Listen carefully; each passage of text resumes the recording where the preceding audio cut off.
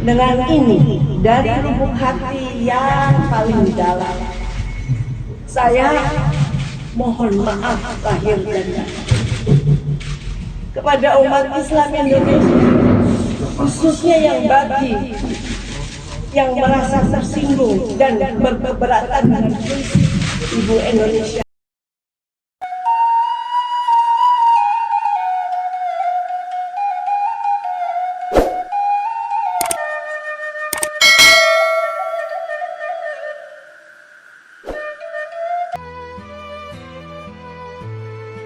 Yang ku tahu, suara kidung Ibu Indonesia sangatlah elok, lebih merdu dari alunan azan.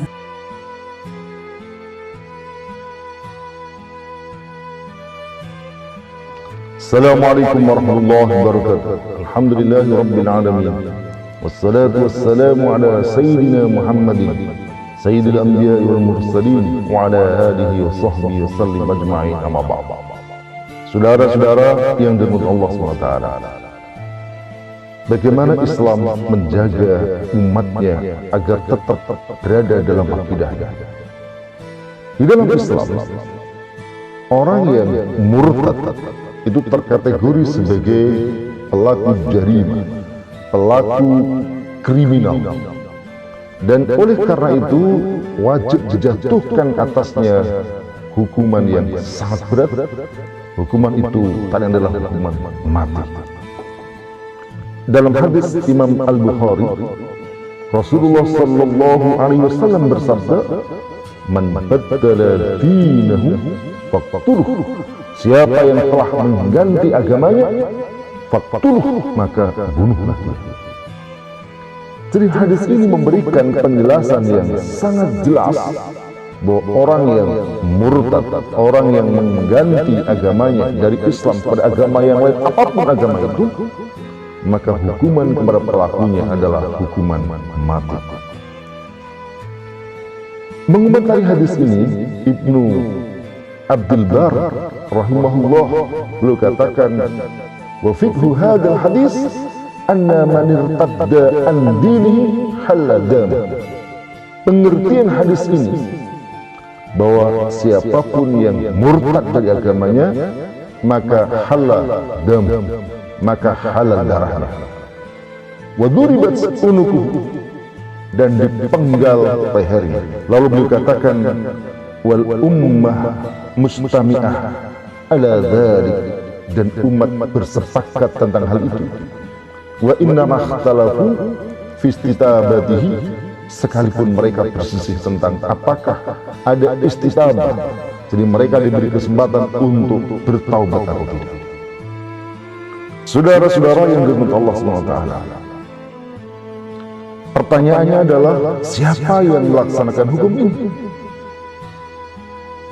Yang melaksanakan hukum ini sebagaimana dalam urusan hudud, dalam perkara-perkara pelanggaran hukum lainnya, itu adalah daulah. Sebagaimana pada pelaku perzinaan, pelaku minum khamr, dan berbagai macam pelaku kriminal lainnya, yang wajib melaksanakan adalah al-khalifah atau al-imam. Yang dalam hal ini khalifah atau al-imam itu bisa mewakilkan kepada orang, kepada qadhi dan lain sebagainya. Tetapi intinya bahwa khalifah, imam atau negara lah yang punya hak dan kewajiban untuk menjalankan hukum ini. Dan tentu saja ketika negara tidak mau mengadopsi hukum ini, maka hukum ini akan terbengkelai. Dan seperti kita saksikan sekarang, betapa banyak orang murtad dengan mudah. Saudara-saudara yang dirahmati Allah SWT, mungkin ada yang bertanya, bukankah dalam Al-Quran disebutkan la ikraha fid din qad tabayyana rusydu minal ghayy, tidak ada paksaan dalam Islam, la ikraha fid din.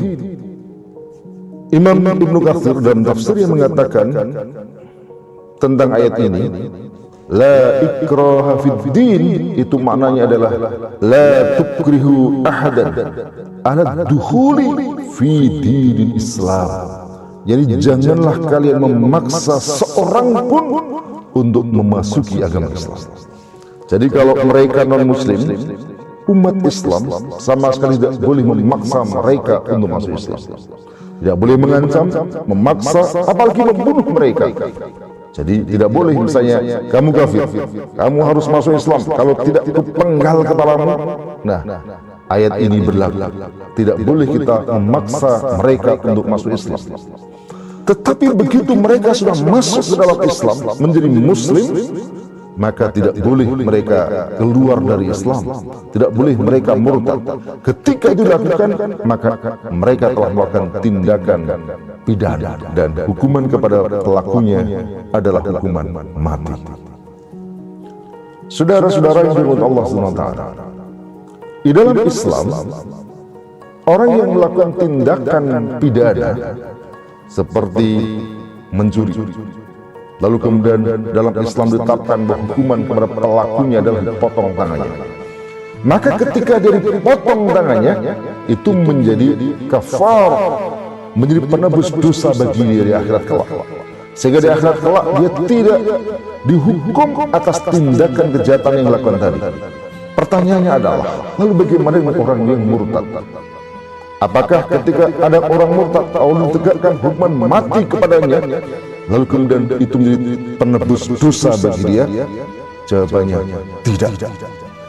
Karena ketika dia murtad dari Islam, seluruh amal perbuatannya terhapus dan dia masuk ke dalam neraka selama-lamanya. Allah SWT berfirman, "Wa may yartadid minkum an dinihi fayamut wa huwa kafirun fa ulaika habitat a'maluhum bid dunya wal akhirah." Siapa yang murtad dari agamanya di antara kalian, fayamut, lalu dia mati, wa huwa kafir, dalam keadaan kafir. Jadi kalau ada orang mulai kecil dia Islam, bahkan lahir dia lahir dari rahim seorang muslim, lalu kemudian menjadi besar, katalah sampai 60 tahun dia muslim, 5 menit sebelum mati dia keluar dari Islam, mati dalam keadaan kafir, maka menurut ayat ini, faulaika habitat a'maluhum bid dunya wal akhirah, maka terhapuslah amal mereka di dunia dan akhirat. Jadi semua amal yang dikerjakan mulai kecil sampai menjelang mati tadi terhapus, tak tersisa. Wa ulaika ashabun narihum fiha khalidun, dan mereka menjadi penghuni neraka kekal selama-lamanya. Semoga kita terhindar dari semuanya. Assalamualaikum warahmatullahi wabarakatuh.